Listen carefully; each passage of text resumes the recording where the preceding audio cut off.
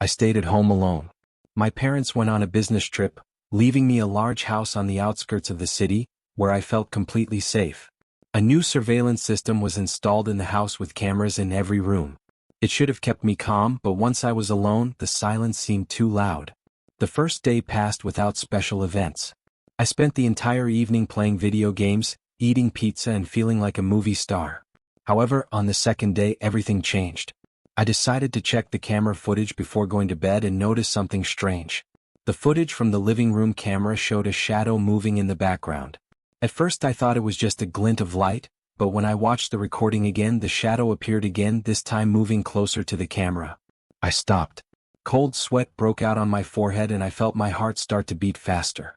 It couldn't be just a shadow. I knew that no one else was home and all the doors were locked. But then what was it? I remembered that my parents had left instructions on how to use the alarm system, but now all those little things didn't seem so important.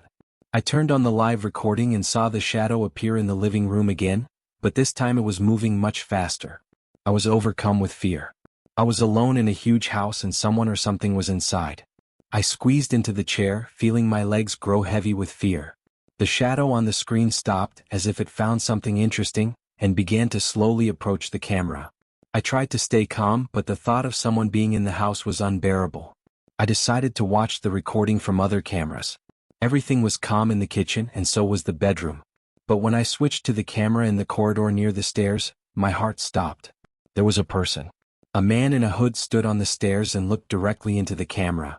He did not move, only stood as if waiting for something. His face was hidden, but I could feel his watchful gaze on me. My breathing became heavy. Who is this? How did he get to the house? I tried to call my parents, but the phone lines were busy. The internet was working, but every minute I tried to write seemed like an eternity. I decided to gather my thoughts and act. It was necessary to find a way to leave the house or to protect yourself. But when I tried to turn on the alarm, nothing happened. This meant only one thing. Someone had disabled the system. This someone knew how to sneak into my house undetected. I left the room with the monitors and quietly but quickly ran to my bedroom. Locked the door with all possible locks, then moved the closet to block the passage. I picked up the phone trying to find some kind of signal, but again nothing. I turned on the internet and started watching video from the cameras on my laptop. There was no one on the stairs. The living room was empty. But the camera in the corridor caught a quick movement. The man in the hood disappeared from the frame, and then appeared at my bedroom door. I could hear him moving slowly down the hall, softly touching the walls. I locked myself in my room and listened. The silence was oppressive and every sound seemed to grow louder. My fingers were shaking a little as I tried to call the police. But the line was busy again. A man came to my door. I heard him gently touch the handle. He tried to open the door, but it was locked. I heard him start to push harder, as if sensing that I was behind them. I stopped the video on the computer and was left in total darkness. If he sees the light, he'll know I'm here. My heart was pounding so loudly that I was afraid he might hear it. The doorknob stopped, but I could hear him still standing outside the door. He knew I was here and was waiting for me. It was the moment when fear turned to terror. All this time I thought it was just a coincidence, but now I realized that he was hunting me. I remembered I had a baseball bat in my closet. I quietly opened the door and took her in my arms, feeling the cold metal give me a modicum of confidence. But I understood that there were few chances. If he gets in, I won't be able to stop him. I stood in complete darkness as I heard my pursuer slowly walk away from the door. But this did not bring me relief, but only increased the sense of threat. He is somewhere here in the house, waiting for his moment. The surveillance cameras showed empty rooms, but I knew he was hiding somewhere nearby. It seemed like an eternity when suddenly I heard the doorbell ring. It was a loud and sharp sound that made me startle. The man must have heard him too, and I hoped he would go to see who had come. But I could see through the cameras that he didn't even move. He waited. And that was what scared me the most. I froze, trying to figure out who could have rang the doorbell. Maybe a neighbor? Or someone random. Anyway, I felt like this was my only chance. But the risk of leaving the room was too great. I turned the monitors back on to see what was happening at the front door. The camera showed an empty porch, but the doorbell kept ringing. This seemed strange to me. Maybe someone was just standing outside the camera's field of view, or the call was broken. I switched the cameras back to the hallway to see where the hooded man was now. But he disappeared. For a few seconds I just stared at the empty hallway trying to figure out what had happened. And suddenly remembered that the doorbell is connected to the same system as the camera. If someone hacked the alarm, they might as well hack the bell to distract me. The bell stopped as suddenly as it had started. I felt a slight relief, but at the same time an even greater fear came over me. It was a false alarm, but it let me know that the maniac wasn't just waiting. He was playing with me, and I was sure that this game was far from over. My hand gripped the baseball bat even tighter when I heard soft footsteps outside the door. The man returned, and this time he was approaching from the other side of the corridor. I checked the cameras trying to track his movements, but the image suddenly started flickering and then disappeared completely. Curse. He turned off the cameras. I was now completely isolated from the rest of the house. I stood in complete darkness, not knowing what to do. Turning on the light would be too risky. You would immediately see where I am.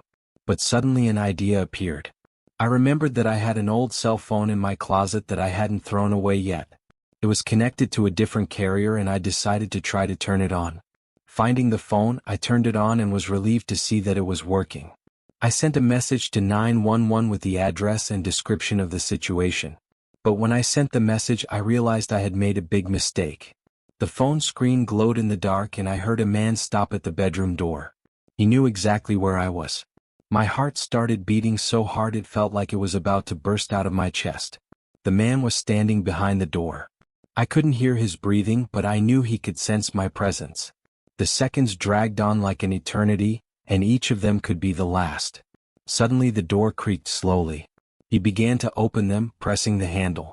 I held the bat in front of me, ready to defend myself. The door opened a little, but the wardrobe I propped up against the door stopped his attempt to enter. He pressed harder and the cabinet moved a few centimeters. I realized that it was not for long. I took a deep breath and pushed the closet hard, closing the door again. He was surprised but did not retreat. I heard him take a few steps back and imagined him thinking about his next move. Time was against me. I knew I had to find a way out. I took the phone and, holding the bat in my other hand, began to climb up to the window. Maybe I can get through it. But when I opened the window, it took my breath away. Below, under the window, someone was standing. The second man, also hooded, was looking directly at me, his face hidden in shadow. I felt my heart flutter in my chest. I had nowhere to go. The window I hoped to use to escape turned out to be a trap. The man below him stood motionless, his face still hidden, but I could feel his watchful gaze piercing through me. I stepped back, realizing that the time to escape was almost up. But it was also dangerous to stay in the room. My stalker behind the door finally made his move. I heard the sound of a metal object scratching the door. He tried to cut a hole in the door to unlock the lock. I remembered that there was an old ladder in my parents' bedroom that led to the attic. This could be my only escape. I carefully, trying not to make any sound, moved to the door and quietly opened it. The maniac was still busy with the door, and I took this chance. I jumped out of the room and ran down the hall, trying not to look back. Heavy footsteps trampled the floor behind me. He realized that I had run away. I could feel his presence growing closer. When I finally reached my parents' bedroom, I quickly found a ladder and climbed into the attic, trying to catch my breath. The attic was dark and cold, with a low ceiling and dusty boxes piled up around it. I tried to close the hatch as quietly as possible so as not to give myself away. It was my last refuge. If he finds me here, I won't stand a chance. I checked the phone again, trying to get some kind of signal, but it still didn't work.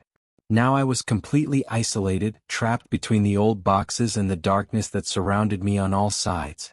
I listened, trying to hear if the stalker had entered the bedroom. Nothing happened for a few seconds.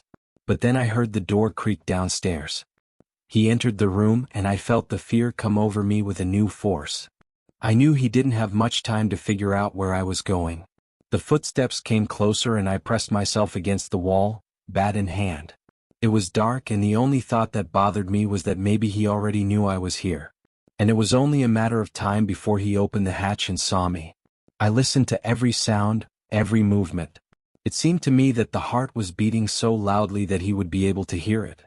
I knew this was the last step in this game. There was only one way out of this. Either he would find me or I would manage to escape. Suddenly the room became quiet. The footsteps stopped and I heard something heavy fall to the floor. Maybe he broke the hatch to get to me.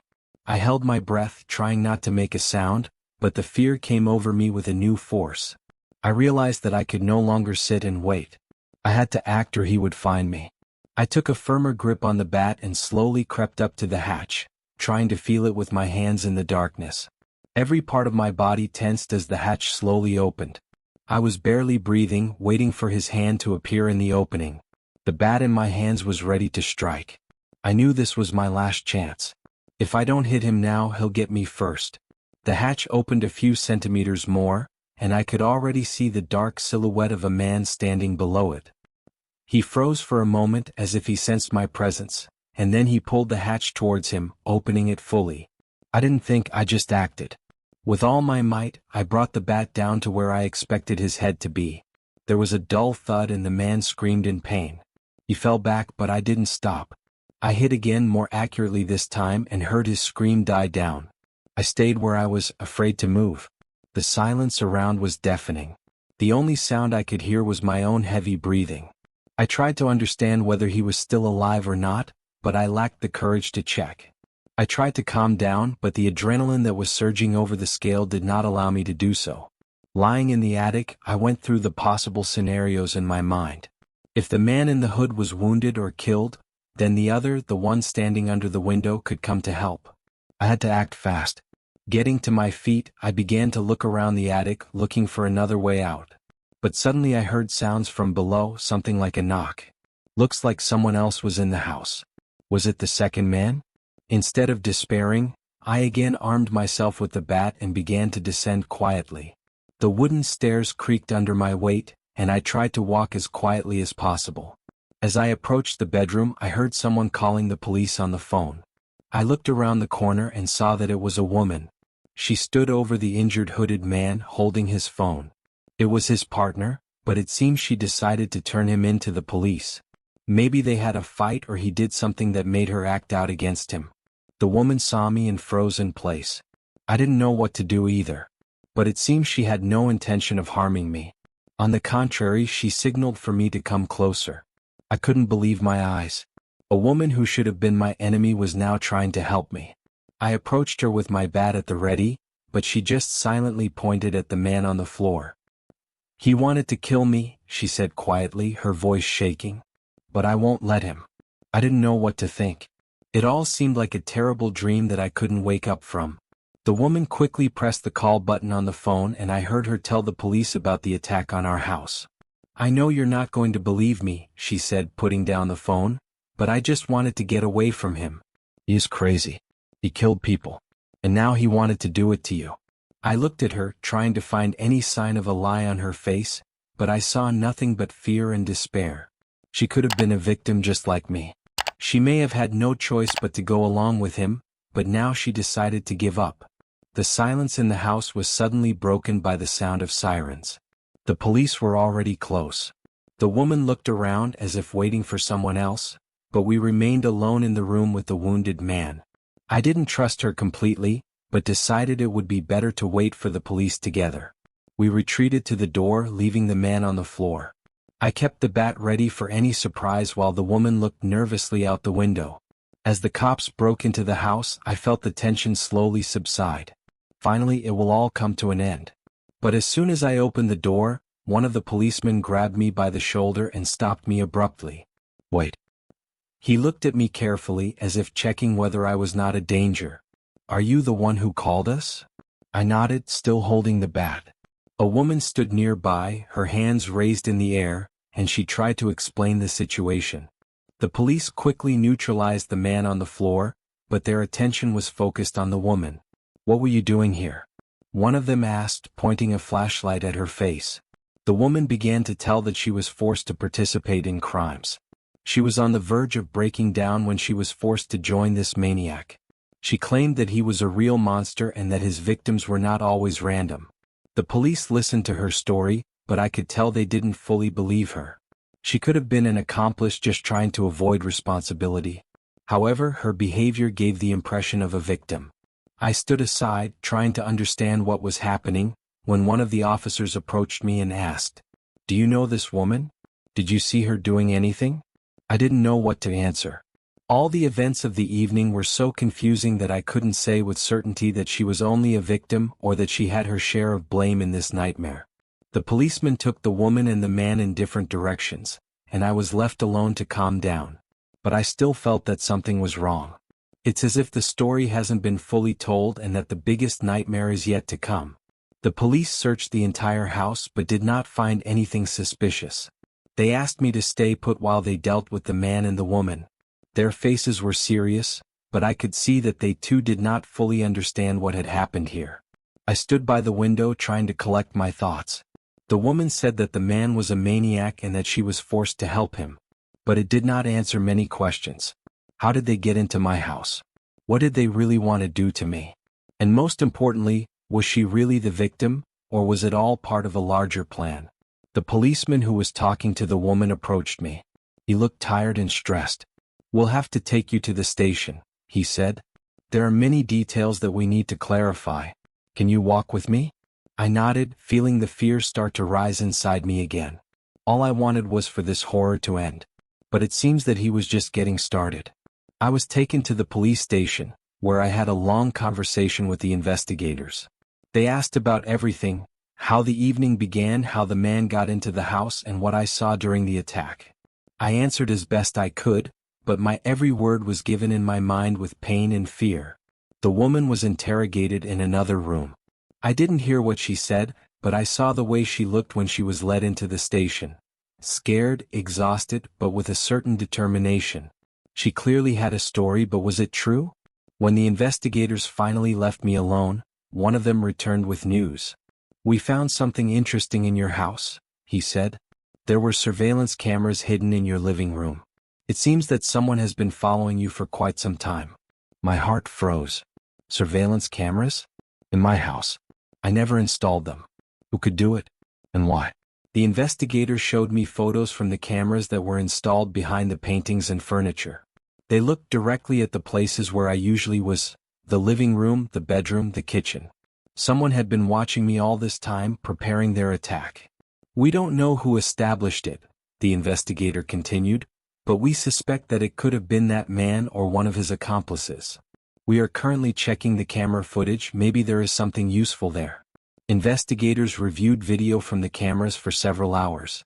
I sat in a small room waiting for any news, and I couldn't shake the thought that my every move was being watched. When the investigator finally returned, he looked alarmed. "You better take a look at this," he said, and turned on the laptop. On the screen was a video from one of the cameras located in my living room. I found myself sitting on the couch, unaware that I was being watched. Every now and then I would leave the room and then come back in, all of which seemed quite normal. But suddenly I noticed something strange. In the corner of the room, where one of the paintings was located, a silhouette appeared. It was the same hooded man. He watched me, then did something with the camera. His movements were quick and precise. He knew what he was doing. The video showed him setting the camera to record at a specific moment. Then he would leave the room as if nothing had happened. "That's not all," said the investigator. "On another recording we saw how he installed the cameras when you were not at home. He had a key to your house. Ants covered my body. Key to my house. Who else could have it?" The investigator asked me if anyone else had keys to my house. I mentioned everyone who could have access. Relatives, friends, neighbors. But none of them could be involved in this. "Maybe you ever lost your keys?" asked the investigator. I remembered that a few months ago I had actually lost a set of keys, but at the time I didn't think much of it because I made new ones. I now understood that whoever found the keys had used them to install the cameras. The investigators continued to investigate, but each new piece of evidence only increased my sense of danger. I knew that this man, or his accomplices, could return. They knew my house better than I did, and that made me an easy target. When the investigators finally allowed me to go home, I felt completely exhausted. The police promised to leave a patrol outside my house to ensure my safety, but I did not feel safe. When I entered the house, I immediately felt that something had changed. Every corner, every object now seemed threatening. I knew that there was no place for peace in this house. I checked the doors and windows, rechecked all the cameras the investigators found. But even after that I could not calm down. I felt like I was still being watched. Lying in bed, I tried to sleep, but every sound made me afraid. It even seemed that I heard footsteps outside the window. But when I looked out into the darkness, there was no one there. Was it just a figment of my imagination, or was someone really trying to scare me? The next morning I woke up earlier than usual, still feeling the tension of the previous day. I decided to review everything the cameras captured overnight. This was my little investigation that could help me find answers to many questions. The recordings showed a normal night except for a few moments. At 2:30 a.m., a camera in the kitchen caught a strange flicker of light. I rewound the tape and stared intently at the screen. Something flashed in the frame, but it was so fast that I couldn't make out what it was. But a few minutes later, I noticed something even more disturbing. A silhouette could be seen in the reflection of the glass door in the kitchen. It was standing not far from the door, but when I zoomed in I saw that it wasn't just a shadow. It was a man, the same as in the footage from the cameras. He was here again. The camera showed him getting closer to the door, then suddenly disappearing out of frame. I rewound the tape again, trying to find the moment he entered the house, but found nothing. He just stood there watching as if he knew I was going to be looking at these records. My heart was beating harder. How could he get in here when all the doors were locked? Did he have another key? Was this all some weird game he was pulling me into? I grabbed the phone and called the investigator. He promised to come immediately and go through all the records again. When the police arrived again, they searched the house but found no signs of a break-in. However, they found fresh footprints on the floor near the kitchen. They led to the exit but disappeared at the threshold. The investigators asked me again about people who might have access to my house, but I could not name any suspects. Everyone I knew was far away from these terrible events. After the investigators left my house again, I began to realize that my fear was turning into paranoia. Every corner, every sound in the house seemed threatening to me. I could no longer distinguish reality from my own fears. In the evening, as I was sitting in the living room trying to calm down, I got a message on my phone. It was from an unknown number. I felt my heart quicken as I opened it. The message was short but bone-chilling. "You are under surveillance." Those 3 words sent a wave of panic through me again. Who could it be? A man in a hood? Woman? Or someone else I haven't even guessed about? I began to remember everything that had happened recently. All those cameras, the footprints in the house, the appearance of the man in the hood, it all looked like part of a grand plan. But what was the point? Why would someone want to target me? I decided to check all my contacts, hoping to find at least some trace. But there was nothing suspicious. All the numbers belonged to my friends, colleagues, and relatives. None of them could have been the ones who sent me this message. I understood that I was trapped in my own house. No matter where I was, at home or on the street, I felt like I was constantly being followed. Suddenly, my eyes fell on the cameras, which were now disconnected on the living room floor. I decided to plug them back in to see the whole thing. Maybe I missed something important. While watching the video, I noticed that the camera, which was standing in the corridor, recorded a small movement in the dark. It was last night, about 3 o'clock in the morning. I zoomed in and saw something that took my breath away. It was the same hooded man. He appeared out of the darkness, walked leisurely down the hall and stopped at my bedroom door. His hand reached for the doorknob, but he didn't open it. Instead, he just stood there as if listening to something that was inside. Then he disappeared as suddenly as he appeared. No tracks, no prints. He simply dissolved in the darkness. I felt a cold wave of fear wash over me. This man not only knew my house, he knew me. He knew where I was at any given time. And he played with me like a doll, holding all the strings in his hands. In the morning I decided to visit a neighbor who lived nearby. Perhaps he had seen something suspicious in recent days. I knocked on the door of his house and he opened it almost immediately. "Hello," I said. "I wanted to ask if you noticed anything strange near my house in recent days?" The neighbor thought for a moment, then shook his head. "No, nothing special. Except a couple of times I heard some noises at night, but thought it was just animals or the wind. You know how it is here." I thanked him and was about to leave when he suddenly remembered. "But wait, once I saw a car parked near your house. It was late at night, around 4 in the morning. I don't know if it makes any difference. It was the first track I had found in all that time. The car parked outside my house in the middle of the night could have belonged to a man in a hood. Perhaps he would leave her nearby and then come to my house on foot so that no one would notice his approach. After returning home, I decided to contact the investigators with new information. They promised to check surveillance footage in the area and find the car described by the neighbor. It was the only thing that gave me at least some hope for a solution to this situation. Maybe the investigators will find the owner of the car and that will lead us to the man in the hood. But when I was alone in my house, the feeling of danger came over me again. Something about all this was wrong. If the man really had some evil intentions, why didn't he just break into my house and finish his job? Why did he keep watching, playing with me, leaving clues? All these questions ran through my mind until I heard a soft sound coming from the basement. My heart jumped again in my chest. I didn't remember ever hearing that sound before. It was like a slight rustling, as if something or someone were moving on the floor. I took a flashlight and carefully descended into the basement. Although I had been in it hundreds of times, this time it seemed different, dark, gloomy, as if it was hiding some secrets. The light of the flashlight cut through the darkness, illuminating the walls and shelves of various junk. I searched for the source of the sound, listening for every rustle. But the basement was empty. Just as I was about to go back upstairs, I heard it again, a rustling coming from the wall at the opposite end of the basement. I got closer and realized that the sound was coming from a small ventilation grill that led outside. But what could be there? Maybe just an animal? I bent down to look into the vent, but suddenly something flashed at me from the side of the grate. It was like a flash that made me flinch. I stood up, trying to figure out what it was. And suddenly I realized that it was a camera. Someone installed a camera even here in the basement. My paranoia turned to panic.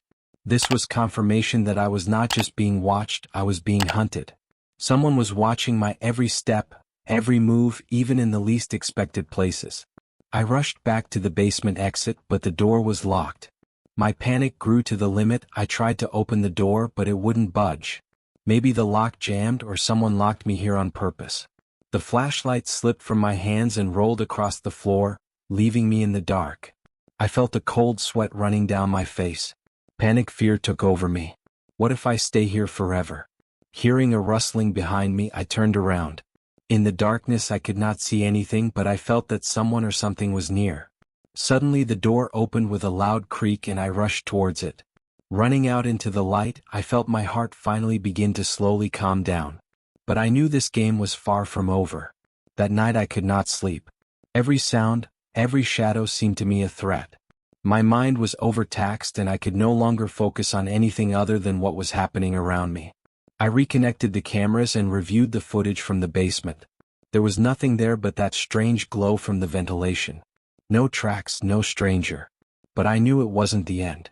Someone was still around, someone was playing their game, waiting for the right moment. I walked slowly to the door, trying to control my breathing.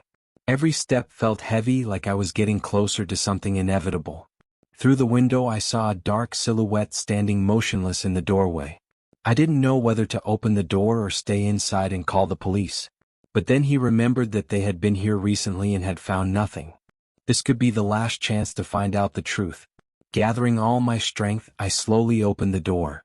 A hooded man stood before me, his face hidden in shadow, but I could feel the cold breath of danger. "Who are you? What do you want from me?" I asked, trying to keep my voice firm. The man slowly raised his hand and pulled out a small package from his pocket, which he placed on my doorstep. After that he turned and quickly disappeared into the darkness without saying a word. I stood there not knowing what to do. The package was lying under my feet, and something ominous was wafting from it. For my own safety, I decided not to open it on the spot, but to take it into the house and try to understand what was in it. Closing the door, I placed the package on the living room table. It was wrapped in plain brown paper and seemed to have something heavy inside. My hand was shaking as I began to unfold it. Inside was a small black box with a lock.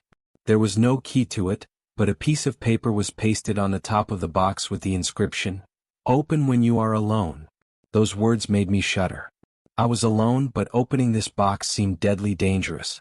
However, curiosity and the desire to reveal the secret made me act. I took the tool and broke the lock. Inside the box was a small flash drive. No other prompts, just a flash drive.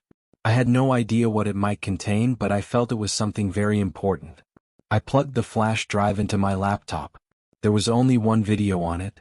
I pressed play and froze as the screen filled with a familiar image of my house captured by surveillance cameras. But then I noticed something that made me feel horrified on every level. The cameras showed not only what was captured but also what I had not seen before.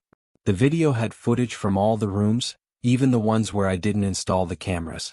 The hooded man appeared again and again in different parts of the house, watching me. He was everywhere, in my bedroom, in the kitchen, even in the basement when I was there. He played with me, recording my life before I knew anything. The video ended with footage of a man standing by my bed holding a knife. He bent over me as I slept, but made no movement. He just looked at me as if deciding what to do next. I immediately called the police and reported everything I saw on the video. Investigators arrived quickly, watched the video and realized that it was not just a game of cat and mouse. It was a real threat. They started a new investigation, this time taking my safety more seriously. The house was searched again, additional cameras were found, hidden in incredible places. They also determined that the flash drive was prepared specifically for me, with the intention of scaring and intimidating. But the investigators still could not find the man in the hood himself. He disappeared without a trace, leaving me in a state of constant fear. Every night became a test for me, and days turned into anticipation of new horrors. Several weeks have passed since the last visit of the investigators. Nothing happened and I began to think that maybe the hooded man had given up. But there was still a part of me that couldn't relax. One evening, when I decided to go to bed early, I heard a familiar sound rustling in the hallway. My heart froze. I quietly went to the bedroom door and listened. The sound grew louder as it approached my door. It looked like someone was standing on the other side like it was in the video. My hands were shaking, I didn't know what to do. When I finally decided to open the door, no one was there. The feeling of fear did not leave me. I went back to bed but couldn't sleep. And suddenly he heard a quiet voice. It was barely audible, as if someone was whispering in my ear. I looked around but the room was empty. Suddenly something cold touched my neck. It was the tip of the knife pressed against my skin. I couldn't move, I couldn't even scream. The hooded man was here in my room, keeping me under his control. He leaned into my ear and whispered softly, "Game over." Darkness filled my mind. I couldn't fight anymore. All that remained was fear and the cold touch of death that had finally reached me.